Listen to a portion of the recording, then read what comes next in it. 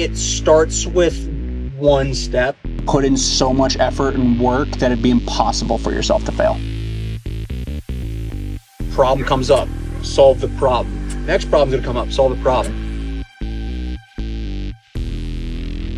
Because I had built that up since childhood to be able to do it. The military, I bet on myself in real estate. I bet on myself in e-commerce. I bet on myself with running. And if you just bet on yourself over and over again, odds are you're going to beat the house. James Julian here with the McKnight podcast. I have Rob Sembiante with me today. Rob, thank you so much, man. This is a pleasure, and I'm glad that we could connect. We have mutual friends who said, hey, you should get together, so I'm glad it worked out. But 4 minutes and 9 seconds. That's how much time was left before the 24-hour ticked over at your most recent race. Yep. So we want to dive into it. Rob is decorated in so many ways. Served his country, crewed across the country, holds the record, the world record for the fastest 100 race in Antarctica. I mean, the list goes on, but at the end of the day, you set goals like running Leadville 100 in under 24 hours. So let's dive into there. Let's talk about your experience and go into Leadville 100. Okay. Well, little backstory about me. You mentioned military. I essentially joined the Navy out of high school.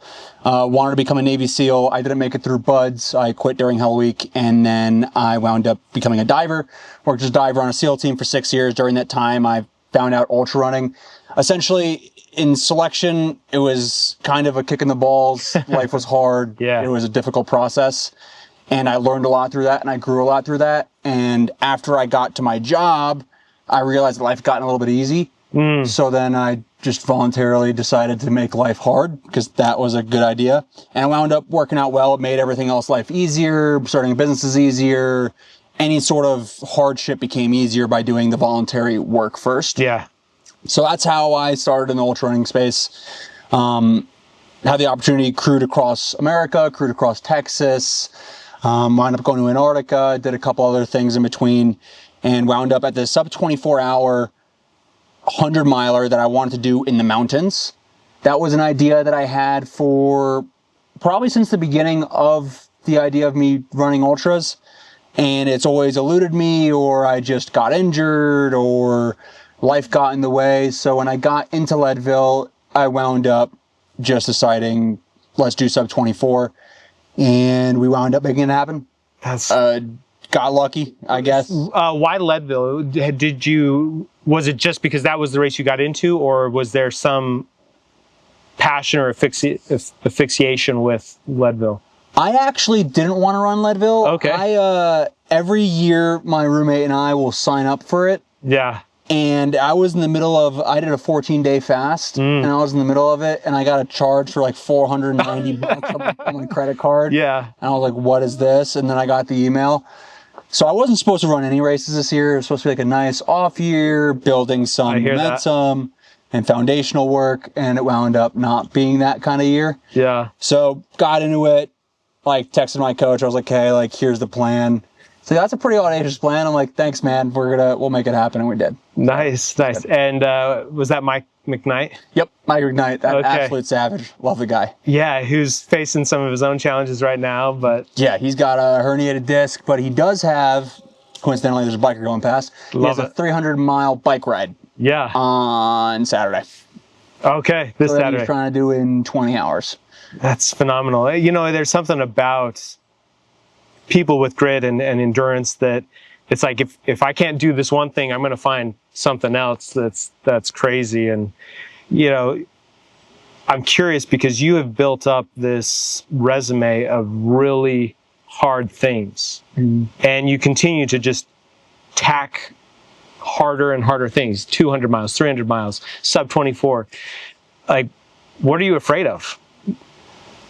Like, what causes fear in Rob Sembiante? Realistically, what causes fear is not being on time to things. Actually, like irrational fear, like I'll freak out if I don't. I was 30 minutes early because I share this fear, and Rob was just sitting on a bench down here. So I can attest that he was 30 minutes early at least from what I saw, but okay. Yeah, definitely fear of that. But like in actuality, I've thought about this a lot. I don't necessarily fear too much. I feel like when I assess something for risk, kind of like I was in the military, I feel like it's a roller coaster ride. If 99.9% of people make it through, then why do I care about the fear of doing something? Yeah. If I'm not going to like actually die, then who cares? Yeah. Is my normal aspect to it. And I've also had the opportunity to do things that are on that can die, likely to die, very difficult to do. So right. businesses or running 100 miles or that, like I know most likely I'm not going to die, so why not just go for it? Yeah, yeah. Do you ever, I mean, I have this philosophy that you'll never know limits from lies if you never try. Okay. If anybody knows the reference, which song, which band, write it in the comments. That's a great, I don't know what that is, but that's great. But, I mean, where do you think your limits are? Or is it case by case depending on the environment and the scenario? Like, do you feel like you've reached your limits if we're looking particularly at endurance sports? I don't think so. I have this mentality when I go into something that's going really deep and really hard, I separate my life outside from the race or the events or whatever the hardship is within. Mm-hmm. And so I have no family, I have no friends, I have no goals, I have no home, I have nothing else in this life other than the task that's at hand, and I'm completely okay with just not leaving there ever. Yeah. So like, for example, when I ran Bigfoot, I just decided like, I have no family, no friends, airplane mode. There's literally nothing else that exists in this world. I will never leave the race. Yeah. I never even started the race. It's just like, this is just what it is. It's kind of psychotic. Totally in the moment. Yeah, well, it's just like you have no other options. Yeah. It's like you can't stop it. It's going to carry on happening. It's either psychotic or it's super healthy in terms of your ability to just be 100% present in the moment in extreme circumstances. Yeah. Like that's pretty wild. I recently have been posting about I meditate in the sauna, so I'll turn on a guided meditation. Sure. Crank the sauna up and heart rate's going up, sweat's dripping, but I'm just like trying my hardest to stay focused. And that's a challenge for me. So I can't imagine in the middle of a 200-mile race how you do that. I don't know. I picked it up a while ago. I picked it up when I was in the Navy so my job was I used to dive off the back of submarines and deploy these things called SDVs with team guys in it that would go do whatever and then come back. Yeah. And the amount of times I would almost drown is kind of unhealthy. And when you're in those moments of you need to be completely dialed in and have nothing else exist. Just like if anyone golfs, like when you're swinging a golf club, I suck at golf, but like that's the only thought process. If you shoot bows, like that's the only thought process. Yeah. And it has to be that, or else you don't make it. Yeah, I think that's fair. I think it's interesting. So you didn't make it through the BUDS training, but you still worked with the SEAL teams. Yep. And in the endurance world, it's very similar. Like you have your things, you have your races, but you're also very well known for the support that you give. Mm-hmm. Like, how do you balance? I'm going to use the word glory, like the glory of your own race versus kind of the joy and satisfaction of helping somebody else accomplish their goal. Or is there even a conflict there? I think that it's more fulfilling to help other people. That's just I found as a basic principle in life. For example, if you're running something or if you're doing something very difficult, usually like, for example, parents are able to put out more than people who aren't parents because they think of their kids first and they're able to push much further than somebody that's thinking of themselves. Yeah. So I feel that's the same principle when it comes to running race or helping people run their own races. In regards to balancing one or the other, I usually choose to help others. Also, selfishly, it's a lot easier on my end. And I also know from my perspective and what I've been able to do with work and with life that I'm more prepared to crew somebody than majority of everyone else on this planet. Yeah. So I just know it's like, hey, like if I'm not there, it's probably not going to go as well as if I was there. Yeah. So have you ever thought about having that as your main business? Like, professionally crewing people? Could be. I've got a month of crewing next month, and then I've got a week right after that. Or I got a month of crewing in October, helping Matt Johnson run across Texas again. Okay. And then I have somebody who wants to run across Pennsylvania for charity. It is an idea. Yeah. It's just, I'm very particular with who I crew. And if I'm going to make that the main business, I'm going to have to steer away from that. Yeah. So we'll see. Well, I don't know. Like, if you're crewing at an elite level, you could probably be a bit selective. But true. I think the thing that needs to happen first is getting more money into the sport, more visibility, more sponsorships, willing to pay athletes who will then in turn pay crews to join them. Yeah. It is growing, thankfully. Airvipa, do you know what Airvipa is? They got this, the owner, Jamil Curry, started the company, as you probably know, Mountain Outpost. That's driving a serious amount more money than there was the past couple of years. So that's I really think helpful. even looking at Leadville, and I've heard this on other podcasts, it was so hard to follow because there's no live stream. I did see that this morning. I wasn't able to tell from inside the run, but yeah, it turns out their coverage sucked. Yeah, and so races like Cocodona 250, which is an Airvipa race, or the Outpost, they did Wasatch, or not Wasatch. Saddles? Western, that's where I was. Yep. It's just so much. It's just so fun, and technology is getting better. So, yeah, I think that's cool, and hopefully that becomes something for. It's crazy that they dropped the ball on that after they I don't know if you saw the mountain bike the week before. They have a helicopter out live streaming the mountain bike, and yes, understandably so. There's a lot more money in biking than there is in trail running, but operating a helicopter for 12 hours, I'm assuming would be a little bit more than the price of just live streaming the run, but yeah, that was my first introduction to live stream. I actually volunteered at Cocodona as a live stream camera person. Heck yeah. It was cool. That? What year? Just this last year. Heck yeah. And it was really fun because I was based in Queen Creek, and my phone didn't have service, so they didn't use any of the footage that I got, but all the greats. I saw Courtney, I saw Dan Green, who had won, Rachel Enchkin, who won. And it was just really, really cool to see those runners out in the field and be a part of that. It is pretty sweet. I got passed by David Roach at Leadville on my way up. Hope fast, and I was like, sick, dude. Great work. Yeah. Ran past me, called me beautiful like he probably did to everybody else. Yeah. That's so cool. So what's next up for you? Next up, I've got crewing coming up in October. I'm going over with Matt? That's with Matt. I'm going on to Running Man out in... with Jesse Eitzler. Jesse, yeah. So that should be fun. I might do... I toyed with the idea last night of doing 150 miles in 24 hours at this race called Across the Years. Wow. That's out in Arizona. It's either that or, I don't know, kick rocks for a little bit. There you go. Bench. There you squat, go. have a good time in the gym rather than just torture myself. Sure. One question I love to ask all my guests is, what does grit mean to you? Grit is an interesting concept. I feel like grit is more of a byproduct of discipline. So grit, you won't think of it as grit.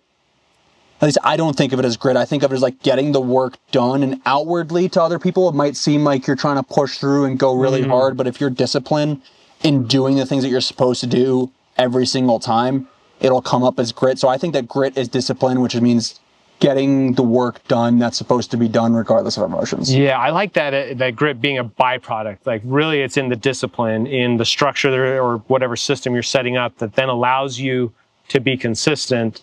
And then people say, oh, that guy's got grit, or you could call it grit, but it's because you've set that up. I'm curious, what are some of the things that you do consistently that's like, oh, I can't miss these things? Well, let's compare it to the training block, right? Everyone's like, okay, you did sub 24 at Leadville, it was so crazy or whatever. You came back from 470th to 50th or whatever. But no one saw me waking up every single morning, going for the runs out here in Salt Lake. When I went out and lived in a tent in Leadville for 2.5 weeks beforehand, did all of that. No one sees that level of discipline that winds up looking like grit at the end. Or it's simple stuff. waking up, making your bed, doing the work that's supposed to do, answering your emails. Yeah. Or I have this weird saying that I do with my parents, and that I tell everyone also as well. You know that you have grit if you're the person, if you're folding your laundry at the end of the day and you have all the socks at the bottom of the pack after you just folded for the past 15 minutes, you're either the person that throws them all in the drawer without having them all sorted out and ready to go, especially if you have toe socks. And then there's the other people that will sort out each and every single sock, put it the way it's supposed to be, and not ignore the little things, because that's what, at the end of the day, is going to get your results. Yeah, that's so awesome. Let's dive in. Take me from mile 1 to mile 100, as detailed as you want to be on Leadville, because from some of your posts, it sounded like it started off kind of a shit show. Oh, it was horrific. Literally, and then you pulled that out in the end. Okay, so Leadville, morning of, my pre-race meals, toast Nutella. I had a little bit too much toast Nutella, I think, this time. Yeah. I had a half a loaf of bread with pretty much a whole jar of Nutella. Okay. So it was like 280 grams, 300 grams of carbs, like 2,000 calories before the race. That might have been a little bit too much. Also, the night before, I had ramen noodles and a cheesesteak, which is my usual. But the whole crew was there. The kitchen wasn't working at the apartment that we were at. So this is just the options that we had. Keep that in mind. Going to the start of the race, 50 minutes before the race, I get into the porta potty. I don't stop pooping until literally 1 minute before the race. Get out, jump like over the vault, like right before the national anthem. Get started. I pooped. There's going to be a lot about poop. I pooped 8 times before the first aid station, so 8 times in 12 miles. And in Leadville, you go up to, in the beginning, you go down the roads of Leadville, and then you go to this first single track, which is around this lake called Turquoise Lake. It's a single track that you can't get around anyone. There's trees everywhere. Yeah. So the more times you poop, the further along in the conga line you get. Yeah. And the conga line gets slower and slower. So eventually when I finish it at 12 minutes and 59 second pace, like, really bad for the only flat part of the course. And yeah, like everyone was hiking with poles at that point where I was at. So that was unfortunate. So finish that. Also at this time, I'm redlining because my body has no idea what's going on. I got to Outward Bound probably about like an hour and 10 minutes behind schedule. At that point I'd pooped probably 10 times, 11 times. My heart rate was like 175, running like a 10-minute pace, which doesn't make any sense. Yeah. Because that's like one of the lowest parts of the course as well. So wasn't really feeling too hot at that point. And then it finally sort of subsided. I took this thing called Kinetic. It's like a ketone. Oh, yeah. Company. They're really good. They got this patented formula. Essentially, like instead of like a lot of the other things like ketone IQ, it's a precursor for what like the actual ketones are. These are just straight ketones. Okay. So they kind of taste like you're gonna die, but they do make you feel great. So after like one Advil and a ketone, I was able to kind of start cooking. Yeah. Did that. I lost my poles during another poop during that next section.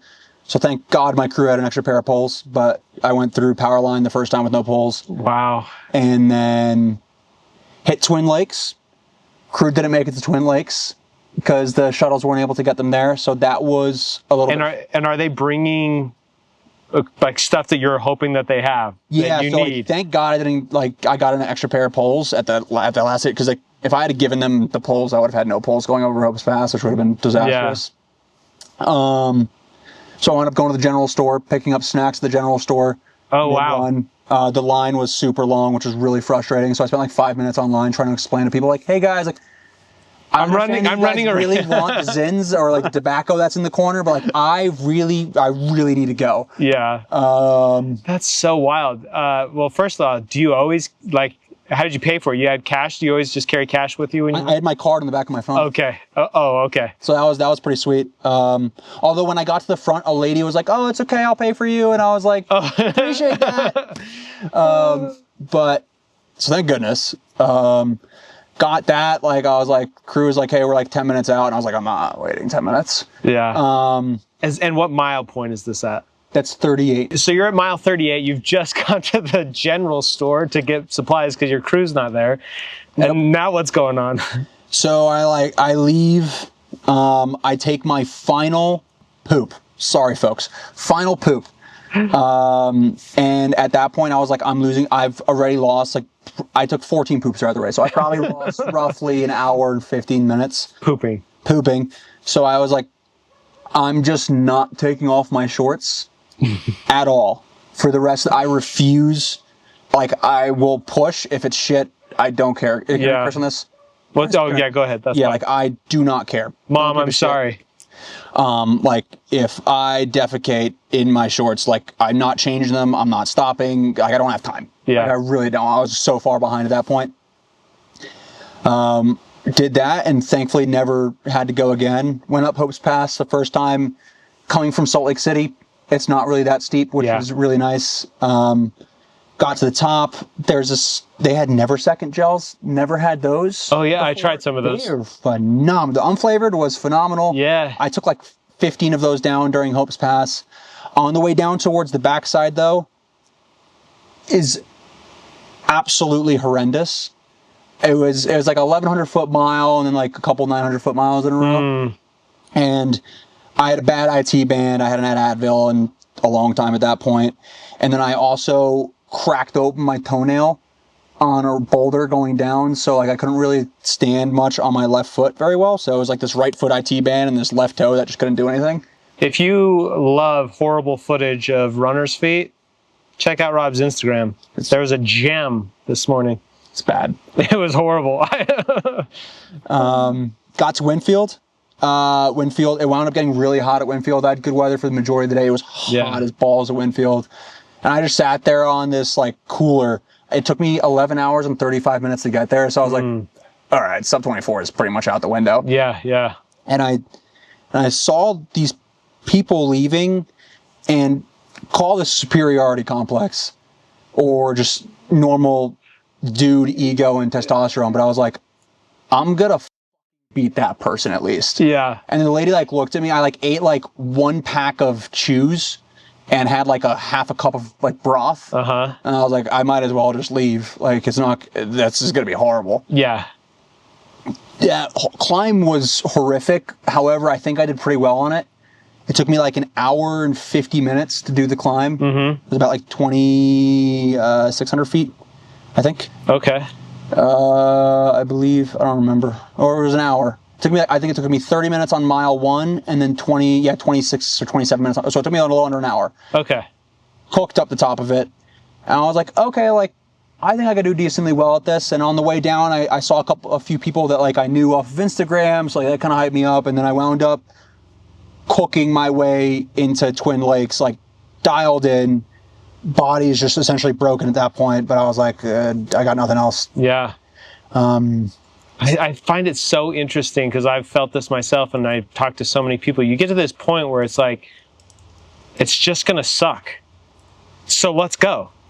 And it's such a weird shift. Like you're in so much pain and you're going slow, but then you just have this flip of the switch where it's like, it's just going to be this pain the rest of the time. So let's get this over with.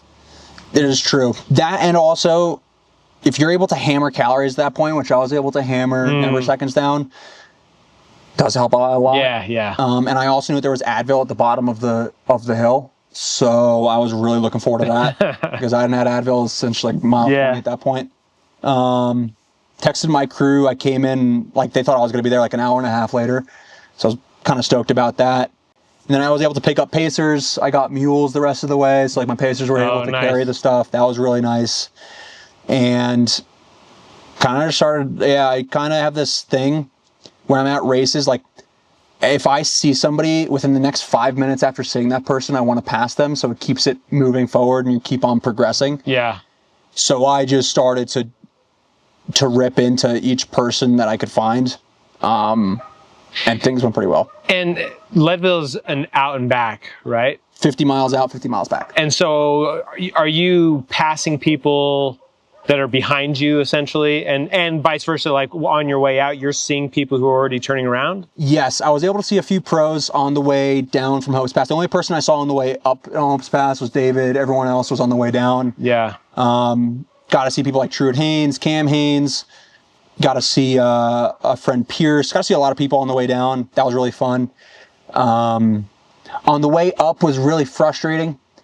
So from what I've seen for Leadville and for other very corporate races, there's a lot of people that this is either their first race or they're not used to trail running. So usually like the way is like you yield to the people that are going up, especially if they're going up faster than you're going down. Right.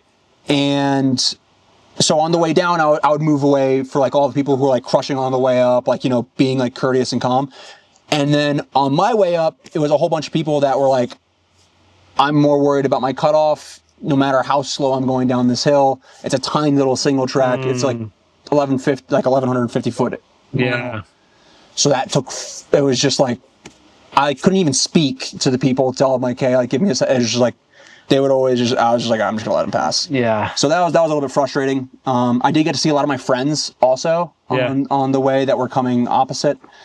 But yeah, the out and back, I personally prefer loops compared to out and backs, but it is a, you know, interesting dynamic. Like my first one was an out and back, and it was thankfully all like I was in an 8th place at the turnaround. But then I started to drop the wheels, but I thought about all the people that I was passing. Like, if any of those people finish and I quit because I'm cold and tired, I'm going to be so mad. So I kept going. Yep. But so yeah, it is kind of interesting, those mind games. So you're reeling people in and you're getting up, I mean, to 50th place. You had to have passed a lot of people. Yeah, I think I was in 130th or 170th or something at Twin Lakes when I first got in, when my crew wasn't there. When I got back, I was in 100th. And then by the end, I was in, I got to the last like quarter mile in 48th. And then a bunch of other people were sprinting, and I was like, I could see the clock. I'm going to make 24. Yeah. I'm good. Yeah. But realistically, like the last 12 miles, my girlfriend paced me, and it was undoubtedly one of, other than like I PR'd my half marathon at the end of Bigfoot. That was the hardest thing I've ever done. This was the second hardest run of my life by far, redlining the whole time. We passed 18 people within the last 12 miles. Wow. Passed a lot of people that were on my like I want to beat list. Yeah. Which was great. And without that, I would have been absolutely torched. We were running about 10, 30, 11-minute miles at the end. That's with a good amount of vert. So just to kind of wrap up, if you were to give advice to 18-year-old Rob, what are you telling him? Find something that you're passionate about and bet on yourself so much and put in so much effort and work that it'd be impossible for yourself to fail. I love that. To find something that you know that you can be better than everyone else at, and hammer that as hard as you possibly can until you make it, because there's no other options. I bet on myself in the military. I bet on myself in real estate. I bet on myself in e-commerce. I bet on myself with running. And if you just bet on yourself over and over again, odds are you're going to beat the house. I love that. Believe in yourself, bet on yourself, like and subscribe, and thank you so much for watching.